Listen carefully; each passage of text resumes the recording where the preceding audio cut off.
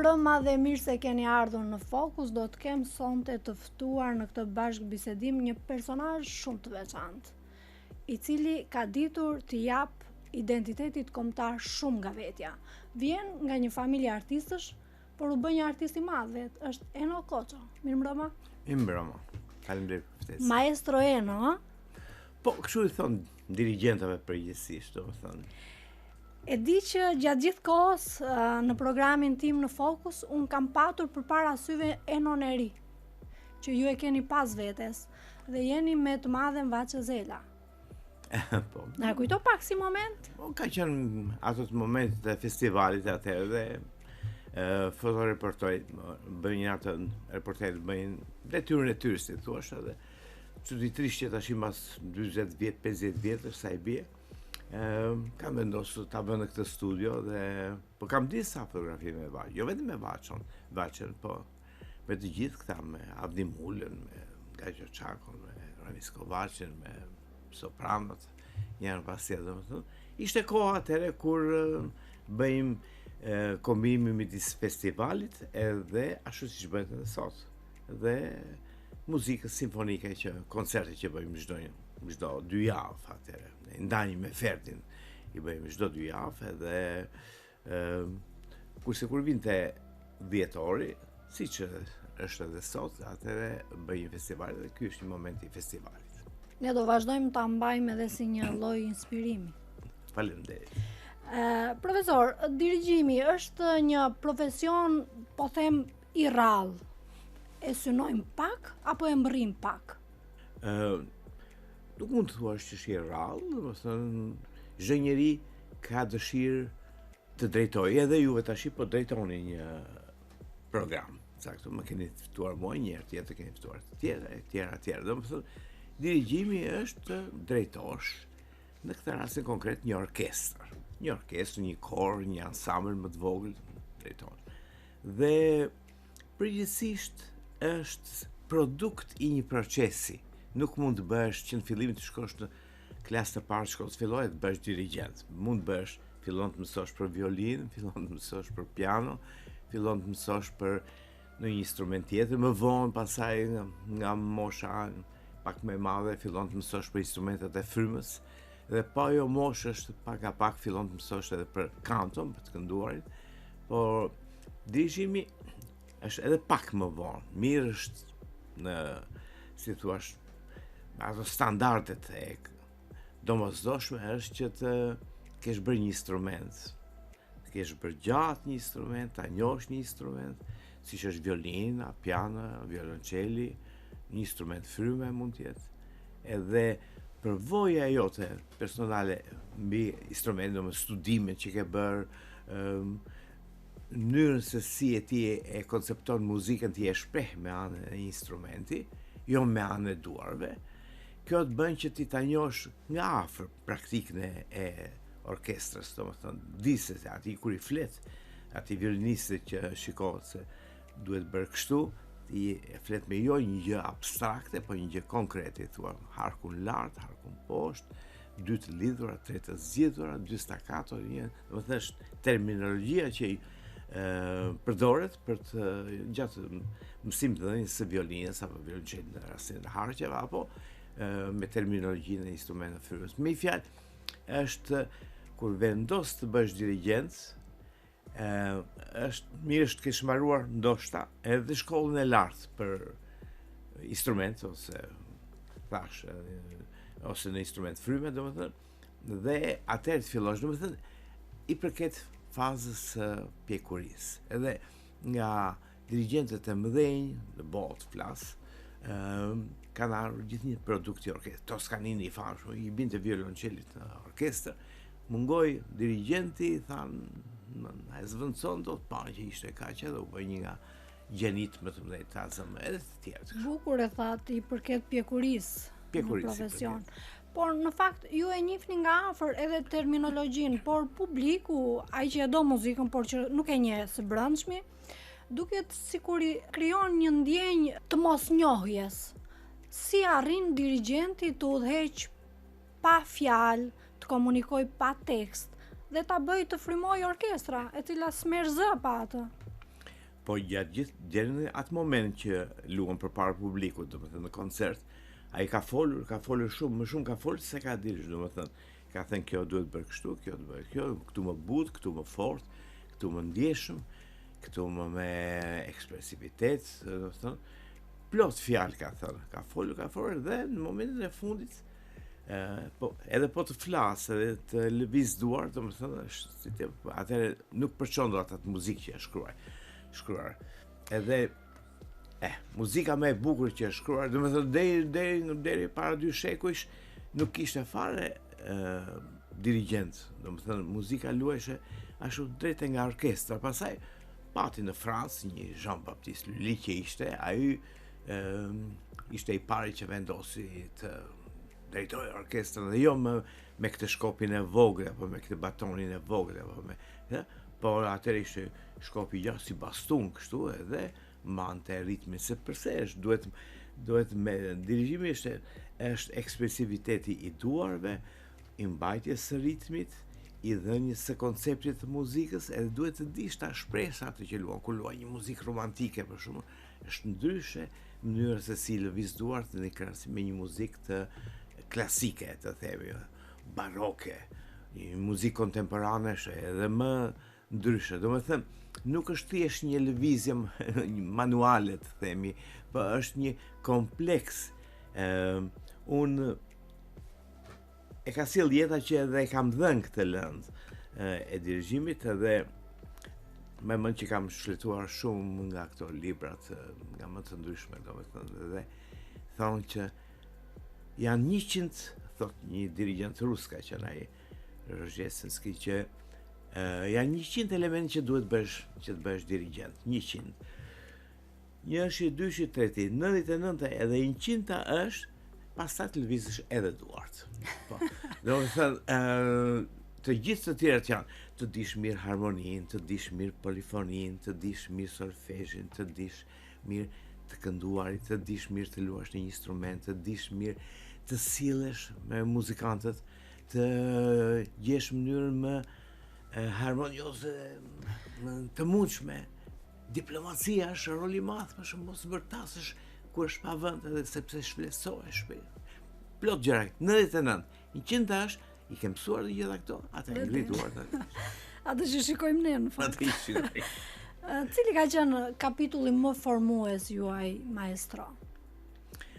Më formues, jeta është proces, jeta muzikore. Unë muzika më ditur bëj gjithë jetën për fat të keq, nuk kam arritur, ose edhe të mirë, ndoshta, po nuk kam ditur të bëj gjë tjetër, nuk arrita, sot kohët janë që ti mund të bësh edhe këtë edhe atë. Po në këtë kuadër të muzikës kam pasur 3 faza, 3 procese. E para ishte që 7 vjeç si futem, fillova të mësoj violinën. Edhe pse nuk isha instrumenti që më përshtateshe shumë, pa ashtu ishte koha të fusim për violinë dhe ti duhet vazhdonje gjithë jetën me violinën. Erdhi një pikë, mbarova shkollën e mesme, mbarova shkollën e lartë për violinë, vajt punova në opera si violinist 6 vjet. Dhe pastaj gjatë kohës që rinja në operë dhe që shikoja dirigjentët njem, mi pja ajo dëshira për të dirigjuar, puna maturisë që thamë neve, e pjekurisë. Kështu që atje lëviza nga opera, në 72-shin, vajta në lice, në liceun artistik, ishte mundësia, kishte një orkestër, me të cilën fillova të bëja edhe praktikën orkestrale dhe e bëra edhe njerë konservatorin për së dytë. Në atë kohë ishe shumë e zakonshme ta bëja 2 herë shkollën e lartë. Unë e bëra sepse kisha pasion të mësonja të gjitha këto lëndë që kishin të bëjnë me dirigjimin, domethënë. Kështu që e bëra edhe njerë nga fillimi shkollën e lartë dhe në të njëjtën kohë kisha eksperiencën, kisha praktikën që e bëja me orkestrën e liceut. Kështu që ishte një tribunë edhe shumë e mirë për mua, domethënë që të mund të përvetësoja, si thua ato, bazat teknike. Dhe prapë solli jeta që mbas liceut erdha në radio, kam filluar që 1977, sa i vjet tash. Drejtuat orkestrën simfonike. Po. Atje drejtori edhe atje orkestrën simfonike, po të shkollës mesme. Kurse këtu vëllohet orkestra e radios, po. 1977, kam lëtë simfoninë e pambaruar Schubertit e të tjera vepra kombëtare, në atë kohë ishte shumë stimulohesha të luajmë sa më shumë vepra kombëtare, domethënë që të kishte vepra të mira, kishte më pak të mira, kishte shumë pak të mira, po kishte edhe vepra mjaft të mira, edhe që stimuloheshim të gjithë. Kështu ka qenë. Dhe faza e tretë e jetës, kur lëviza që këndej nga Shqipëria më 91-shin për në Britaninë e Madhe, bashkë me familje, atje më kërkuan që të merrem me muzikën e shkruar, me shkrimin e librave. Po mu desh të bënja edhe një doktorat atje, sepse që në mënyrë që qëndronja në punë duhet të kisha një titull. Kështu që ishte momenti për të zgjedhur temën edhe ata më propozuan të shkruajnë diçka për Shostakoviçin, me që ti di rusisht, ose ke qenë Rusi, e ku di unë si. Dhe unë më thash, unë më mirë shkruaj për një vepër, për një muzikën që e njoh mirë, është muzika shqiptare, dhe tema ime ishte kënga lirike qytetare shqiptare në vitet, dhe ky është libri vitet 30. Në vitet 30, dhe ky është libri që sapo mbaroi doktoraturën në 98, ata në Amerikë morën vesh e parë internet, si ishte atë koha, edhe më kërkuan ta botojnë, e botuar më njëherë. Ky është vetëm në anglisht është botimi? Jo, botimi, pastaj e botuan në Amerikë, pastaj e përktheva në shqip. Ky është varianti shqip, si thua. Pra origjinali është në gjuhën angleze. Të gjitha origjinal pothuajse janë në gjuhën angleze. Ishte detyrim, jo se unë desha të shkruaj dhe mos shkruaj në shqip, po ishte detyrim që të bëj një doktoratën duhet ta shkruaj në anglisht. Dhe atë që më mbikëqyr të punën e kishte anglez, sa ishte kështu, gjithë rrethi ishte i tillë, dhe vuare që sa mirë që u bë kështu, sepse përçoj me njëherë në perëndim, domethënë e lexuan amerikanët vendosin ta lexojnë, e ta shtypin, ta botojnë ta ashtu. Ata kishin interes. Gjithnjë muzika shqiptare ka pasur, këtu ka qenë muzikolog shumë të mirë në Shqipëri, është e vërteta. Dhe mirë po, në atë kohë nuk inkurajoheshe shumë për kthimin në anglisht, kurse unë kisha këtë privilegj. Jo si më i miri, po nga që midis, kemi thënë dikur, midis qorave mi sy, dukesh si ashtu, kështu që në atë rast unë këtyre domethënë materiali për muzikën tradicionale shqiptare e bëra në anglisht. Kishte interes? Shumë, veçanërisht në Amerikë, në Angli më pak, po në Amerikë shumë njerëz, po, dhe ata janë, ata që morën pastaj me librin që morë gjatë, me librin ishin dy titullarët, njërë Martin Stokes, që është i cili u morë direkt me librin tim, domethënë me kështu. U kryua një seri me një 12, dhe unë isha i dytë në radhë. E para ishte, nuk e di se ç'ishte, se më vonë, dhe dyta ishte kjo, u vendosë, pastaj pati një të tretë për muzikën irlandeze, pati një të katër për muzikën afrikane, pati një të pesë për muzikën aziatike, e tjera, po kjo ishte. Në ato fillimet edhe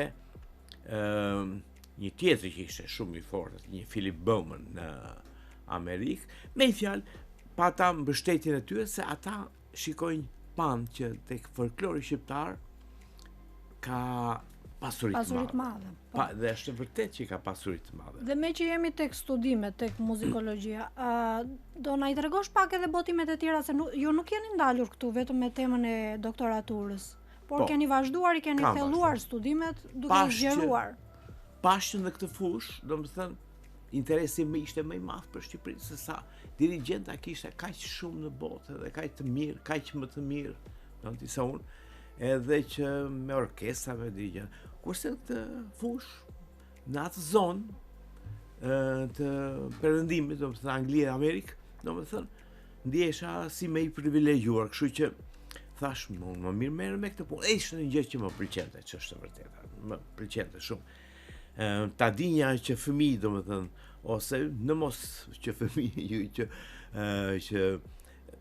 domethënë të shkruaj ishte një art kaq i bukur, domethënë nuk e di, e shijova më vonë, edhe pastaj u mora nuk hoqa dorë nga ajo. Me fjalë, koha ime edhe sot, si thua, merr 90-95% të kohës ja u dedikoj librave, shkrimeve dhe pjesën tjetër të kohës dirigimit, domethënë. Megjithëse si dirigent, si thua, kalojnë avantazh kjo pjesë. Po, kalojnë avantazh. Të madh bile shumë. Kështu që kjo ishte variant, pastaj bëra variantin në shqip të kësaj, po menjëherë mbas kësaj isha shumë interesuar të studioja muzikën bizantine, se tu 1000 vjet ka qenë Shqipëria në një perëndori tjetër të madhe, domethënë, që ishte përpara perandorisë osmane. Ishte edhe ka lënë shumë gjurma këtu, midis kishave, gjërave, afreskave, tjera, që shumë një pasuri e madhe, edhe muzika e jonë, shqiptare, e asaj kohe, përmjet janë Kukuzelit, të tjerve, dhe më thënë, edhe anonim pak, kështu, edhe u lëvrua shumë, edhe thash të mere me këtë lloj muzike, si e shkënduar para 1500 vjetëve në Shqipëri, edi. Edhe sigurisht nuk janë gjërat kaq precize, kaq janë edhe me të marrë me mend, po duhet lexova shumë literaturë pafund, edhe u mora edhe një 10 vjet të tjera, bëra një libër të dytë që e quajta Udhëtim i Isos Vokale, e quajta A Journey of the Vocal Ison. Edhe pastaj përktheva në shqip, kurse ky ishte varianti që e botova në angli tashmë, jo në Amerikë. Do me thënë, që i them ne, i mbaniso i mbanison ati, do me thënë... po duket si pleonazëm, kështu, si kur e thua një herë, e thua për herë të dytë. Edhe iso dhe vokale. Po, në fakt, ison, në botën perëndimore thotë bordun, po neve na ka mbetur nga greqishe, shfutur dhe asimiluar, si shumë, si gjeografie, historie, janë gjithë fjalë të greqishës lashtë, dhe kanë hyrë në... Fillimisht kanë hyrë nëpërmjet Romës, edhe pastaj kanë ardhur, janë shpërndarë në gjithë botën, domethënë kështu. Po që iso janë ata që këndojnë, lebrit, toskrit, çamët, myzeqarët, këndojnë si njëri ja merr, tjetri ja pret, tjetri. Po. Mban ison. Mban ashtu të bae, kështu. Bie të thonë që ai po e mbante shumë fillon e bie shi, domethënë edhe nga ato humorin popullor, domethënë aja ishte. Po e vërtet është që janë këngë shumë të veçanta, edhe që ka ndryshim isoja labe nga isoja toska e skabajt, të themi, nga isoja çame, nga isoja diku është e zgjatur, diku është me ndërprerje. Është shumë interesante të studiosh, po kjo është vetëm për ku di unë, ata që interpretojnë edhe ata që merren me studimin e kësaj pune, se do i mërzitësh të tjerët, po të fillosh të tregosh di këto. Po janë të interesuar, sepse tani kur themi maestro Eno Koço, dirigent, gjithmonë mendja na shkon tek muzika klasike, tek ajo që është më moderne se sa pjesa e folklorit.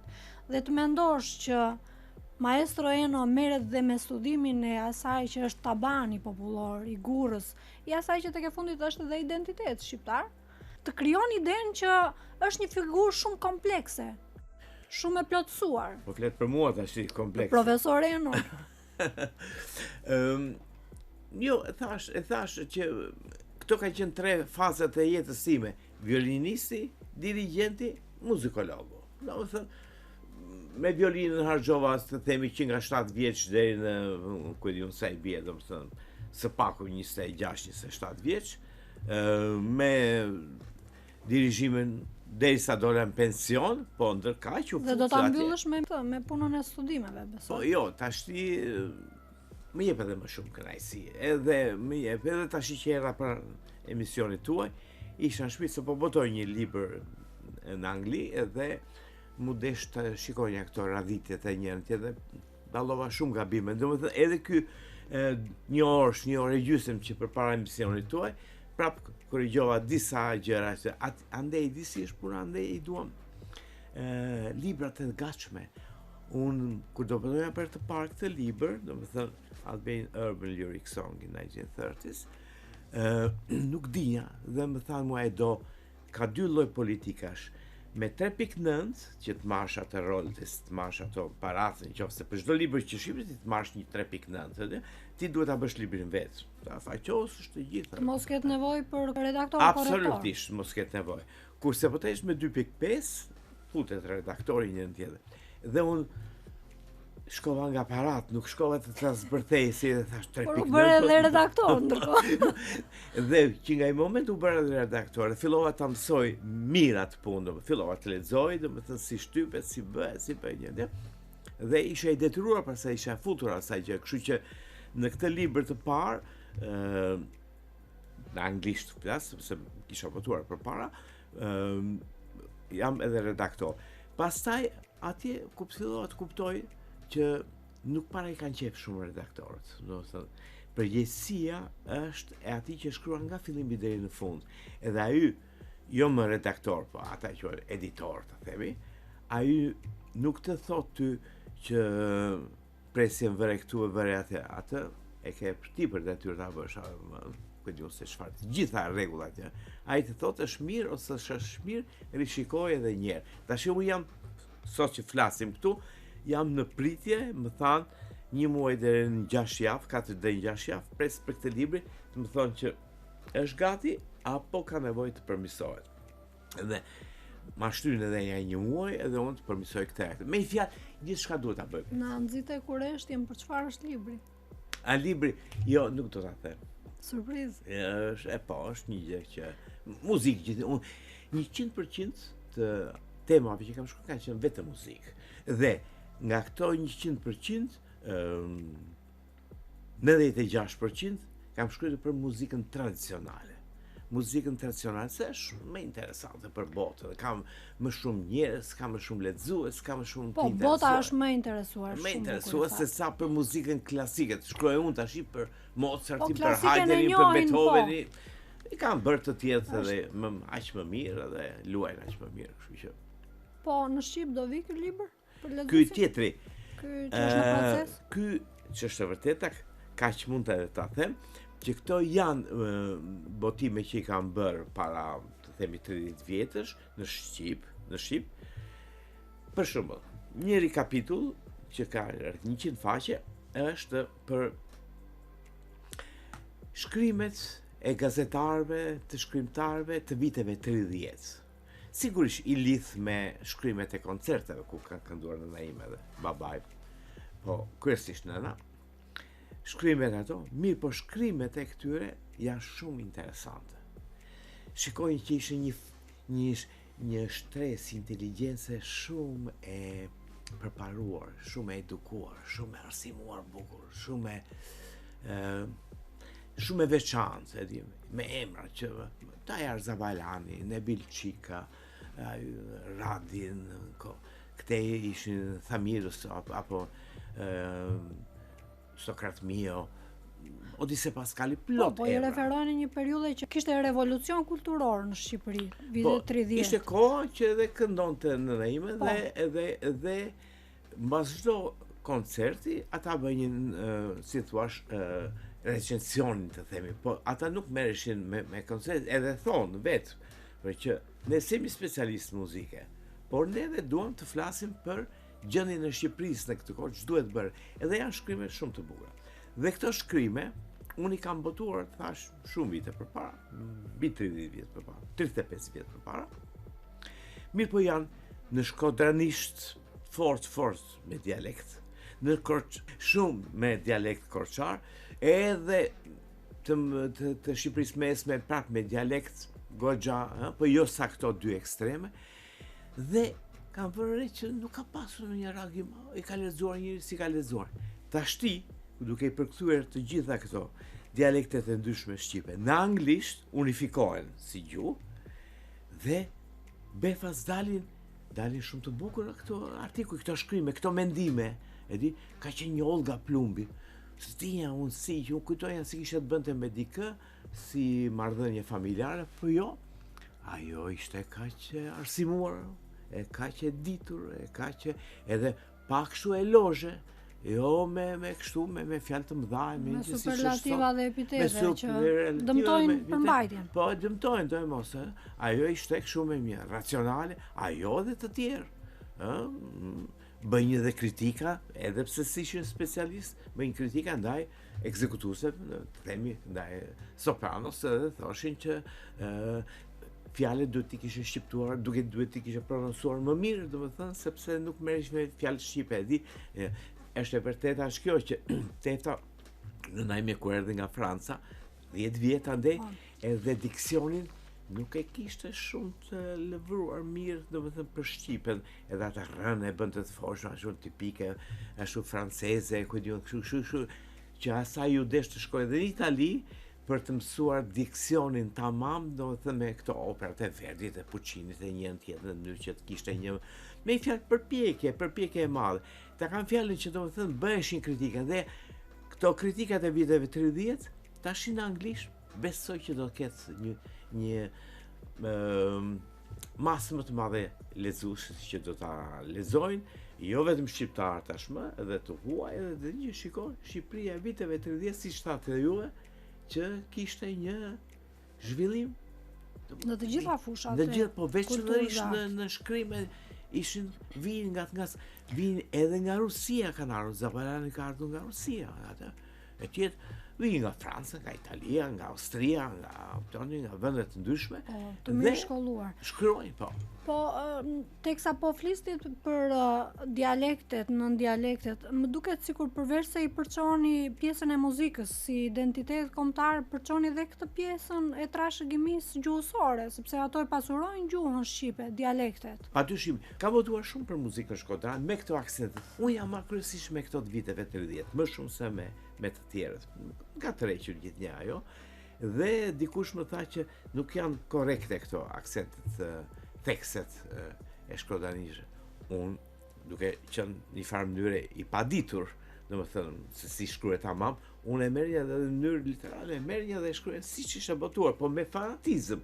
Kështu që gabimin e kanë bërë dhe ata që e kanë shkruar në fillim, me theks ndrysh, sa theksi nuk ishte një gjë që si në frëngjisht që ishte konsakruar, ishte në sa po kishte filluar Shqipja dhe diku shkodranisha ishte goxha e zhvilluar kështu me një lloj vokabulari me të shkruar me këto edhe futa edhe thekset ishin interesant për kohën, janë plot emra nga këta që shkodranët e arsimuar mirë, domethënë që mësojnë edhe me këto kolegjet franceskane të themi. Do presim librin në çfarë do lloj gjuhë që ta sjellësh, do ta presim me kureshtje. Po faleminderit.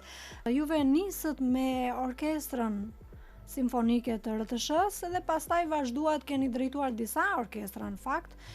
Edhe ai harku 10 vjeçar, 12 vjeçar që juve keni punuar si dirigjent para viteve 90, ka qenë i bujshëm, po them, ka qenë një decenje bujare për ty, sepse keni shkuar dhe në disa turne jashtë, keni patur sukses. Po, ka regjistrime për këto? Kemi regjistrime. Së fundi, madje t'ju them një kuriozitet që i përket radio-televizionit. Unë kam qenë një herë në Egjipt, 1986, edhe atje luajta si fillim uverturën festive të Nikola Zoraqit, pastaj një koncert të Brahmsit për piano me një pianist egjiptian, edhe simfoninë e 7 Beethoven. Dhe ata në marim të koncert më dhanë mua kasetët Ampex. Dhe unë nuk arrita ti shikonja, se mendoj, do e shikoj pak për një moment saktuar. Mora vesh që Ampex ju prish, Bosch ju prish, edhe të gjitha këto regjistrim që edhe unë kam shumë regjistrime që nga fundi viteve 70 këtu, edhe asgjë nuk mund të merret më tash, janë bllokuar të gjitha këto. Më erdhi shumë keq për këtë fakt, është një pasuri shumë e madhe. Dhe unë i kisha këto dy kasetë, se ishin të mia personale më kishin dhënë, edhe thash me vete, po pse nuk shkojnë në Angli dhe e kërkoj, pagova 75 pound për këto dy kaseta dhe mi nxorën në dritë dhe unë tash i shikoj mbas që nga 86-ta, që unë si isha parë dhe i pash, do më thënë, bota ka mundësi, do më thënë, bukur do t'ishe të regulohesh edhe këtu Ampexi, janë pafund. Dikush më tha në fillim, ato do janë çmatizuar, tha, se ato shiritat ashtu si janë shirita magnetik dhe s'mund të rinë për një kohë aq më shumë temperatura, ku diun si. Mirë po, ja këto të mijat unë i kam mbajtur në shtëpi, këto i çova tashti, i mora edhe jam shumë i kënaqur. Nuk është zëri shumë mirë, që është vërtet, figura është mjaft mirë, po domethënë është pasuri e madhe, nuk është si puna e librit që e fut në bibliotekë dhe e gjen librin dhe pas 300 vjetësh, 400, 500 vjetësh. Këto janë incizimi, zëri, shiritat magnetike janë shumë delikata dhe kështu. Kështu që në fakt janë gjëra që duhen trashëguar. Padyshim. Unë shikoj anën time, domethënë, nga ana e koncerteve, nga ana e këngëtarëve, nga ana e shumë gjërave që është bërë në fushë të muzikës, janë atje për ampekse. Profesor, të jesh profesionist është e vështirë, por shumë e bukur. Duket sikur janë dy gjëra krejt përjashtuese të njëra tjetrës. E para sepse kërkon përkushtim, disiplinë, lodhje, punë, angazhim gjithë kohën, përgjegjësi. Po e dyta është sepse kur realizohesh, aty e sheh veten në një variant më të pastër, më të bukur, sheh veten. Për ju ka qenë kështu ky lloj dualizmi, po them përjashtues? Shumë pyetje e bukur. Pyetje që do donte një emision më vete.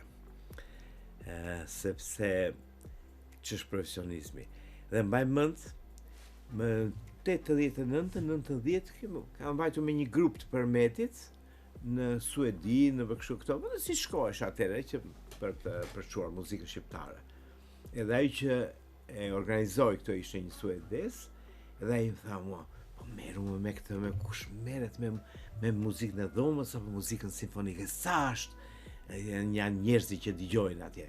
E diti, tha, edhe ai filloi të bëri një kalkulim, i dinte që domethënë me këtë muzikë mezen tam 15% dhe me këtë tjetër me 85% e botës. Që kanë nevojë të dëgjojnë një këngë, një ashtu ushqet, në dasëm, në martesë, domethënë në çfarë do lloj, edhe në vaje, atje i bien ata me salset e tyre. Edhe kurse tha me këtë, jo thash, unë do merrem me pak publik, me atë që është më profesionale, e di. Me këto libra, edhe këto librat e mia që bëj, edhe këto janë goxha profesionale, se kalojnë për shumë duar dhe nga pikpamja muzikore, jo të gjuhës po që po dhe nga pikpamja muzikore të termave të kështu një. Kështu që, po, gjithë jetën kam punuar për një elit, për një grup të vogël, për një ashtu, ku atje të mbetet si thua ajo që është më epiqendra e artit ton, të themi, apo e trashëgimit son, domethënë, se sa të merrem me atë që tash i quhet edhe populizëm, e kështu një tjetër konsumohet, është muzikë konsumi. Pëlqen atë muzikë që mbetet, jo ajo që konsumohet. Ajo që konsumohet edhe mbaron. Gjatë bisedës sonë, edhe pse përpara se të hynim në emision, tham që pak do i referohemi pjesës së familjes tënde, pra preardhjes nga dy artistë të mëdhenj, siç ishte Tefta Tashko Koço, një artiste shumë e madhe në historinë e artit. Por edhe babai juaj jo pak i njohur, Kristaqi, apo jo? Pyetja që më lind është e thjesht fare. Prindrit në fakt janë fati ynë i parë. Jo gjithmonë i drejt, jo gjithmonë i lehtë, por gjithmonë shumë i rëndësishëm. Ndonjëherë na bëhet sikur e kemi gur që do e mbajmë në shtëpi, ndonjëherë medalion. Për fatin tuaj të mirë ka qenë një medalion, edhe pse peripecitë sociale janë çështje tjetër. Të kesh një medalion të tillë është përgjegjësi e madhe, sepse e para duhet të jesh sa prindrit i mirë në mos më i mirë, dhe je gjithmonë përballë publikut. Si të shikon publiku, se ka pritshmëri të madhe publiku kur je fëmijë një të madhi, i një artisti të shquar. Do ma tregosh pak si e ndjer gjithë këto kohë? Është pak komplekse që është vërtet. Edhe pyetja tuaj e bukur, pa komplekse edhe përgjigje. Unë kam pasur fëmijë shumë të vështirë, është vërtet. Se nëna iku kur unë isha 4 nga jeta, kur isha 4 vjeç e gjysmë, dhe babai kur unë isha 6 vjeç e gjysmë. Domethënë 47 në 49 babaj. Beta vetëm. Kur them vetëm, pa baba, pa mos, pa vlla. Erdhën rrethanat që erdhi një tezja ime nga jashtë, me që isha vetëm, isha shtëpia, orëndit, gjithçka. Ishte ime, po një fëmijë 4 vjeç, 5 vjeç s'munda ashtu. Kështu që erdhi në një 3 vjet ajo.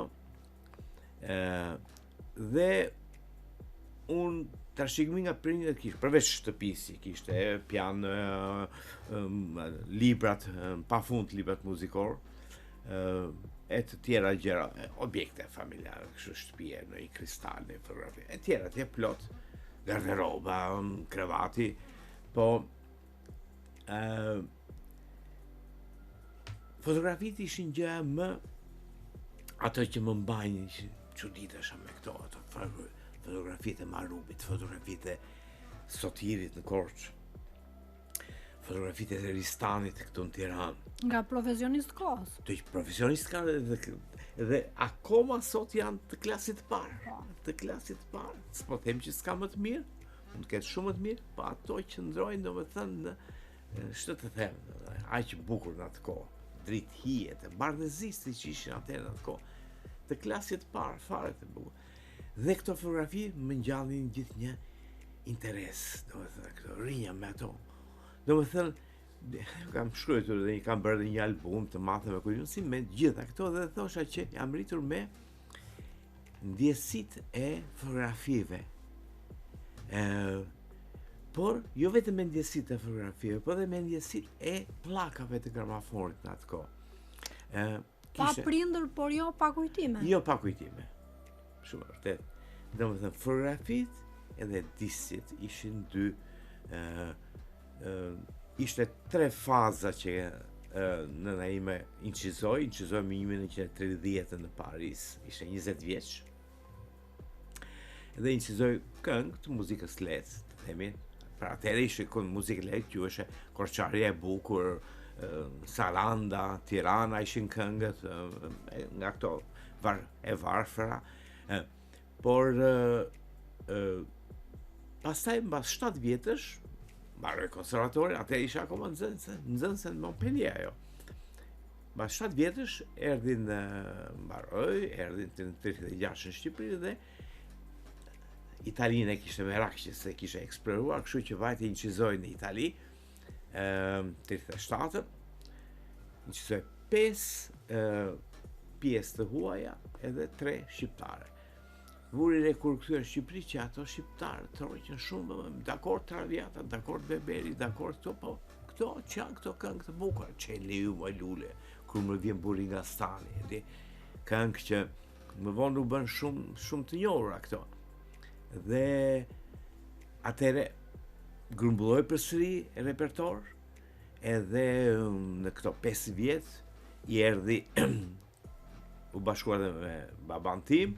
Ai erdhi në 38-ën, u fejuan 39-ën, u martuan 40-ën, erdha unë 43-ën në jetë, edhe gjatë kësaj periudhe ata bashkëpunuan kur vajtën për së dyti në Milano në 42-shin, Tefta këndoi 45 këngë, babai këndoi 2 këngë, ato 2 këngë po mbeti zëri i tij ndyshe. Me një fjalë, era pak gjatë ndoshta, po desha të thosha që kujtimet e fotografive dhe kujtimet e disjeve, domethënë unë rronja me zërin e tyre, e dija tingullin e tyre, edhe fotografinë e dija imazhin e tyre. I bashkonja këto dy. Dhe shumë vite më vonë, pas e kisha ikur në Angli, si dija si shëmbëllejnë ata për së gjalli, kishin ardhur këtu disa regjistrimet një luçe quheshe e kohës së Italisë, dhe një moment është atje kur shikoj Timat me të më duke kërcyer, ajo është një 5 sekonda gjithse, mua më duke si një film të 2 orë film spaku, edhe vijnë vërtet tek pallati i mbretit atje, ishte 39 është edhe për një rast si cakt, ishte 28 nëntor, suka bofsha, edhe kërcej, po lëvizjet e tyre, ekspresionit e tyre shumë i bukur, domethënë. E kanë fjalën që fotografi Z edhe figurë u plotësua shumë më vonë, nga 92-shi, 93-shi, edhe me këto jam rritur. Ti mbajtën prindrit pranë zemrës në një formë. Po. Të thoshin shokët ose bashkëmoshatarët që ti je djali i filanit? Jo, në atë kohë jo. Jo, në atë kohë jo, se para ishim të vegjël, edhe ku e diun si. Mbaj mend që Maria Kraja për çdo ditëlindje time me 1 prill, vinte dhe më thoshte shiko se ke ditëlindjen, thoshte edhe më bënte ndonjë gjë. Që në fundit sopranot me njëra tjetrën kanë edhe konkurrencën e tyre. Po, ishin të dyja soprano të mëdha edhe. Maria gjithnjë. E kanë fisnikërinë të mëdhenj. Ja, që e kanë fisnikërinë, me sa duket. Bravo, një detaj që duhet vinte vazhdimisht edhe kështu me atë kohë, kishte bombon edhe karamele shumë edhe ajo, në qesë edhe mifte. Çdo një shumë gjest i bukur. Jo, Maria është edhe një çik ka bërë gjest edhe më të fisnike se kaq. Se kur erdhi babai për të parë tim nga Rumania në 1938, 37 po në 38, i duheshe të siguronte një bursë për në Itali, dhe i thanë që duhet bësh koncert që të ngurbullojmë parat e tjera tjera. Dhe ato që i erdhën në krah, ti me ati, ishte Maria dhe Lola, dhe bën një koncert të madh këtu, një koncert të madh në Korçë, lëvizën këtë koncert, u grumbulluan sa para dhe me ato para shkojnë në Itali edhe për të studiuar, kishte merak mbaronte studimet atje, cilat i bëri atje, dhe ta kanë fjalën që solidariteti i këtyre këngëtarëve ishte vetëm një gjest me ca karamele, po ishte shumë i thellë, domethënë përpara se ta njifte i më, domethënë ti madh, e njëjti Maria dhe me koncertet, ka qenë shumë interesant. Unë jam marrë në këtë kur them këngë lirike qytetare shqiptare në vitet e 30, flas për secilin nga këta personazhi. 6 kanë qenë këta, edhe për të gjithë flas, edhe për njërin, edhe për tjetrin, domethënë se si.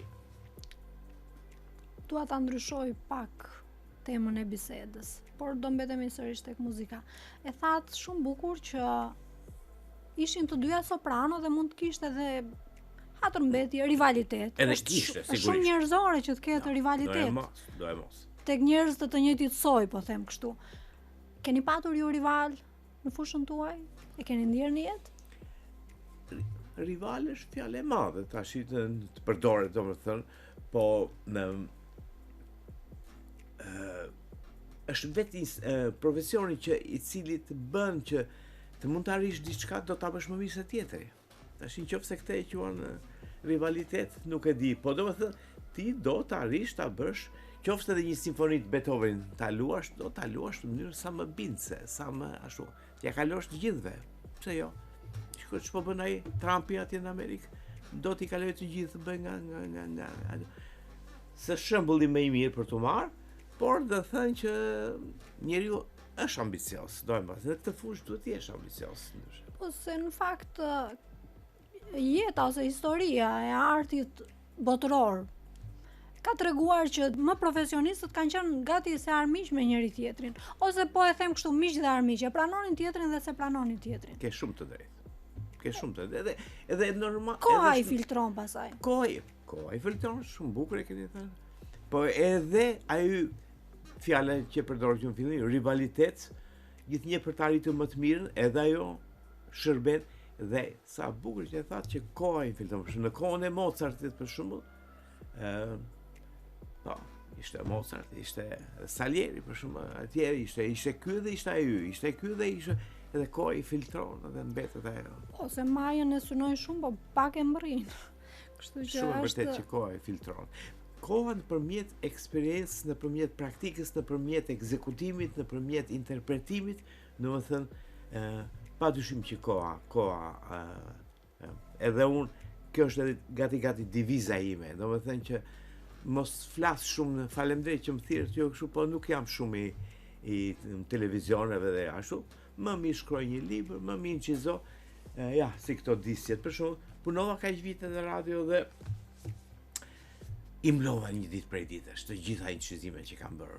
Jo të gjitha, gjysmash këtu, po janë 18 CD, 18 CD me muzikën 100%, me muzikën domethënë ton shqiptare, do të thonë, që nga 79-a janë të inciduar deri tash i vonë. Edhe thash, tjetë një trashëgimi për orkestrat. Ka disa riprodhime, disa kopja apo? 18, janë 18 CD këtu brenda. Me Ju i keni shumë fishuar e kam fjalën? Po, kam bërë më dha bashkia ashtu, po. Janë disa dhe kam po 100 copë bëra. Po janë shumë të bukura kështu si fjala vjen.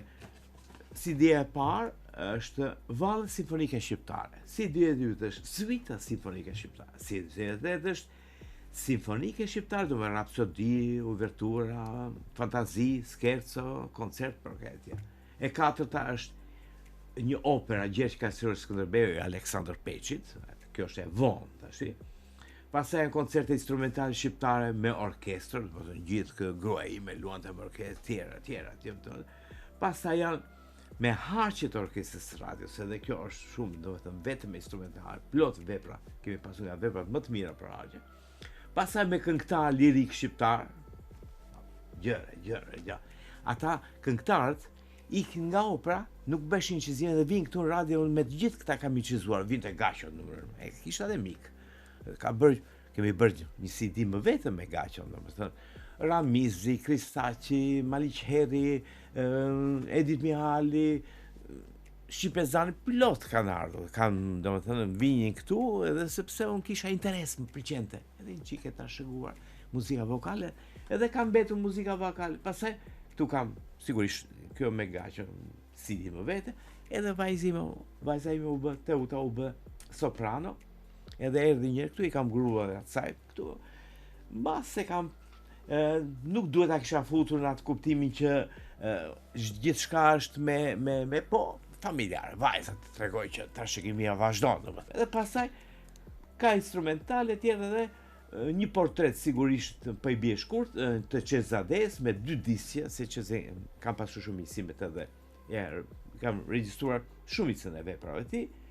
Pastaj është Fanoli, në atë kohë shkojnë në arkivin e shtetës, merrin një ato shtetit merrin një veprat e tij, nuk ekzekutohesh, i kam luajtur për të parë ato.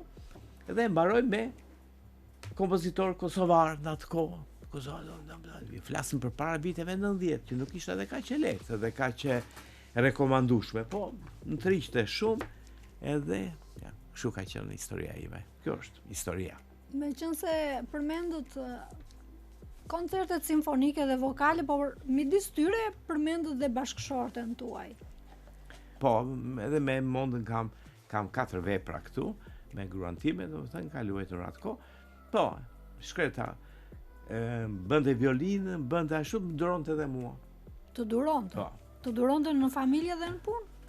Në jetë, njeri i vështirë, domethënë nuk mund të thuash që kam qenë kaq i ashtu. Mund të jetë në kohë njeri i vështirë? To të pyesësh gruan time, po, do thoshe. Po, nuk është ajo që nuk duket ajo vështirësia, ajo është një gjë që ashtu. Ajo që mbetet janë këto, jo librat, jo kështu. Po se për publikun krijon një komunikim sikur je modest, i përulur dhe shumë them që jam modest. Njerëzor. Po janë dy gjëra të ndryshme këto. Them që jam modest, jam i përulur, të drejtë, jam, këtë e them me bindje. Por në shtëpi, për të arritur një ambicie time, unë dua të më shkoj imja. Nuk para jam shumë tolerant, si të them. Janë dy gjëra të ndryshme këto. Po tash ka rënë fuqi të thotë. Me që më përmendet Teutën. I ngjan gjyshës Teuta? I ngjan në zë. I ngjan goxha në zë. I ngjan në zë dhe mua më troi që shumë kur e dëgjova përpara kur më tha Befas, kam lënë piano, tha jam futur për kanto. Edhe u kapita. Domethënë ajo kur e dëgjova për të parë, më pëlqeu shumë, zëri pak më i thellë, më dramatik se sa lirik, por më pëlqeu, por ndoshta atë ambicien e teftës nuk e ka, në kuptimin që, domethënë, se ajo u sakrifikoi për gjithçka, u smur kur ishte 30 vjeç, u smur keq, me një smundje të pashërueshme, dhe në ato 7 vjet që i mbetën nga 47, domethënë, donte të bënte edhe këtë dhe atë, dhe këndoi Vajtin Beograd, këndoi 2 opera atje. Po shembulli i jashtëzakonshëm është që 7 vite ka kthyer me 7 lule, domethënë vite jete. Është martuar, ka bërë fëmijë, ka bërë vepra. Eksakt. I ka bërë të tëra. Tamam, në këto 7 vjet është martuar, ka bërë fëmijë, ka kënduar, ka lënë e jashtëzakonshme. Le të shërbej si një frymëzim. Profesor, më lidh një pyetje nga diskutimi i ynë i fundit. Ti je human sot, duket si një përpjekje pa ndonjë destinacion final. Gjithmonë kam parasysh dimensionin e një shoqërie mohuese. Por në fakt, me gjithë këto përpjekje Sizifi, po them, është një zjarr që duhet mbajtur ndezur, humanizmi. Po padyshim, po sot është paraja, e dashur, ç'është humanizmi përpara paras tash. Çdo gjë bota tash nuk shkon po shpërfillen disa dimensione shoqërore dhe politike që u vendosën pas luftës 2 botërore, ashtu sepse është kështu shkon bota. Kështu do ketë qenë vazhdimisht, po duket neve tash që ato që jetojmë duket e përjetojmë tash sikur tash po ndodhin këto. Por padyshim humanizmi është si mbi bazën e humanizmit edhe shkruhet, edhe muzika ndërtohet jeta, padyshim, po. Fatkeqësisht. Jemi realistë, që mos bëjmë atë të Po, dua të jemi të sinqertë. Të sinqertë jemi që humanizmi është shvlerësuar në një farë mënyrë, domethënë dhe ka të tjera prioritete. Edhe them që humanizmi vjen nga kultura, domethënë. Duhet arsimohesh mirë, të kuptosh që domethënë duke lexuar shumë, duke ashtu shikon që domethënë ajo më me vlerë që mbetet në këtë jetë është ana humane, ana njerëzore, ana domethënë dhe ajo është që mbetet. E lidhur me artin, e lidhur me shkrimet, e lidhur me këtë, po domethënë që mbetet tamam domethënë në 10 vjet, në 100 vjet, mira vjet, pse jo? Kurse ajo ana tjetër duket fluturon. Profesor, dhe diçka. Dhe jeta juaj është një dëshmi e një udhëtimi që nis nga jetimorja, siç e thatë, por që shkon deri në skenat e mëdha botërore. Edhe në katedrat universitare. Pyetja që më lind të bëj është, çfarë do të thotë shtëpi për maestro Eno Koçën? Shtëpi do të thënë familje do të thënë u martova me Raimondën, patëm 2 fëmijë, Teutën dhe Gentin, edhe emrat i kemi vënë. Ashtu. Të mbretërve. Të mbretërve, po. Ambicie e madhe kjo, po. No? Dhe Teuta u martua, ka 2 fëmijë, Genti u martua, ka 3 fëmijë, do më thënë nga njeri vetëm, u bëm 11 sot. Nuk është pak.